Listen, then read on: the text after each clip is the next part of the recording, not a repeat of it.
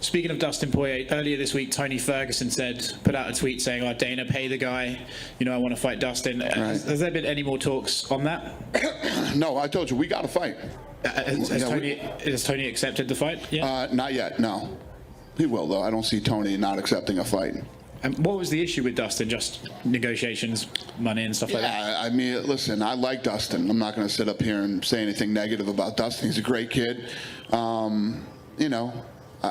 I don't know if it was he didn't want to fight in Abu Dhabi or what his deal was. He didn't want to fight. If you don't want, there's a lot of different ways to turn down a fight.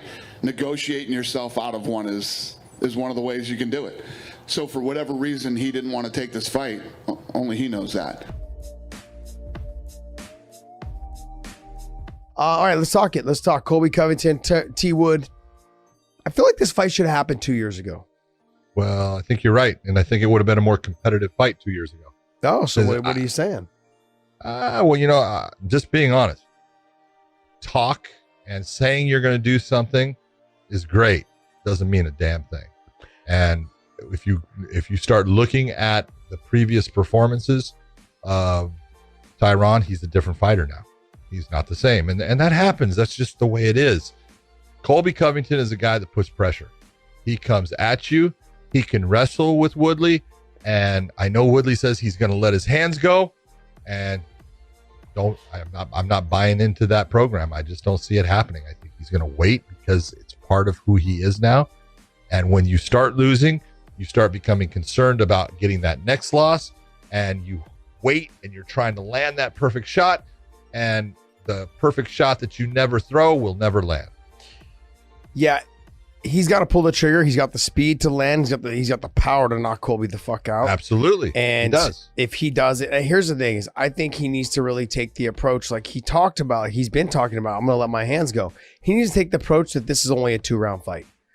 Just go out there and let it all hang out. And if you don't, Colby's just going to basically take you down and hold you down for the next 3. So you're not going to take a lot of damage. You'll get, you'll take some shots on the ground. Take some shots. Yeah, but you're not, I don't think you're going to get finished. So it's Colby. I think T. Wood, I think he needs to go out there and go for broke the first 2 rounds, see if he can get him out of there. Because after that, if he waits, like you just said, you're never going to be a 3-round fight. What do you mean? No, I know it's 5. I know it's 5 rounds. Oh, okay. But I'm saying, regardless if it's 3 or 5, he's got to go out there and act like it's only a 2-round fight because his speed and his power has shown it diminishes. It diminishes, especially the more he wrestles, and that's been the game plan on how to beat him for a long time. He's going to wrestle the fuck out of him. He's going to try and leg hump him the whole fucking fight, and he's going to get some shots in on the way. And as that happens, T. Wood's going to be just trying to defend the takedown over and over and over again to the point where his hands won't be effective in the 3rd, 4th, and 5th round. So you might as well go out there and try and get him out of there in the first 2.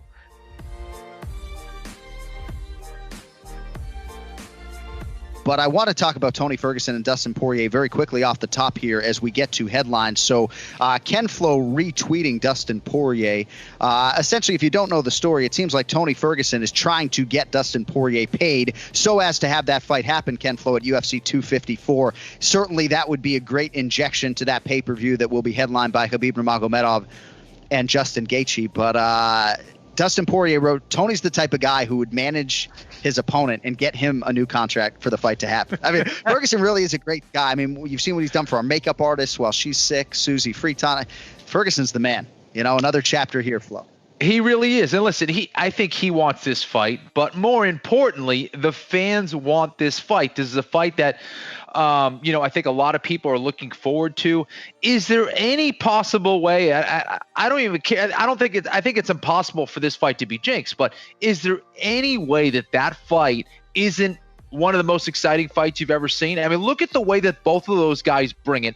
2 of the elite at 155 pounds, 2 guys who have had the interim belt in that division, 2 guys who only know how to come forward. That's a classic fight that must happen. It must happen. Yeah. I think Tony Ferguson realizes that it's a fight that has to happen as well. And I think it's the right time to make it happen. It seemed like the UFC wasn't able to make it happen, but Tony Ferguson trying to get the ball to Poirier. I like it. Yeah, love it. And but plus, again, I mean, and you know it's going to be a fight where they're not coming out unscathed. You know what I mean? They're going to take some damage. So No pay the doubt. guys the damn money. Even the money they're getting, I'm sure, is probably not even worth it. But just pay the money. You know it's going to be a great fight. People are going to tune in, and I'm sure they can't be that far off in the numbers. You know what I mean? So, Right. I don't know. I think a fight like that, like Kenny said, it has to happen. But nobody's coming out of there with no marks on them. And you got to put a price on that. And I think they deserve to get paid. And I think the UFC will come around and do that fight.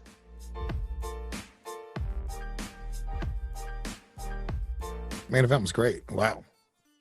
Yeah. It was, I mean, literally as, you know, as exciting as you can get, as close as you can get. I think Harrington put the CompuStrike numbers in, and I guess every round was super, super close.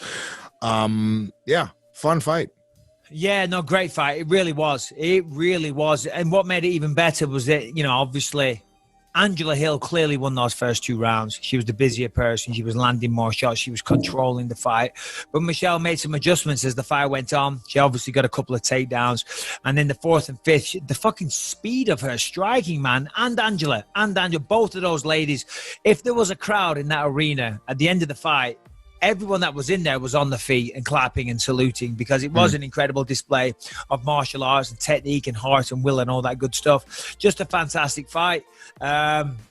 Michelle Waterson got the victory. You know, I don't really want to say if I agree with that or not, because I don't want to offend Angela Hill, because Angela is really pissed off. She's been kicking up a bit of a storm on Twitter, which I get. She feels like she won the fight, you know, and she didn't, you know, according to the judges. I had it 1-2 for Angela, 3-4 for Michelle, and it was all going into it on that 5th round. I think 2 of the 3 judges agreed with your assessment. Yeah, it was the control. I'm not Harrington. Was there a takedown in the 5th round? Oh, Lewis, I remember. The only successful takedown was by Waterson in the 3rd. Oh yeah, okay. She held it down for quite some time, but yeah, you know, it's one of those fights. Anytime a fight is that close, that razor close, which it was, you can't be mad. You can't. Of course, for Angela, she feels like she won. She feels, you know, she feels like she's had something taken from her, which I guess she has, because there was just as much a possibility that they went her way.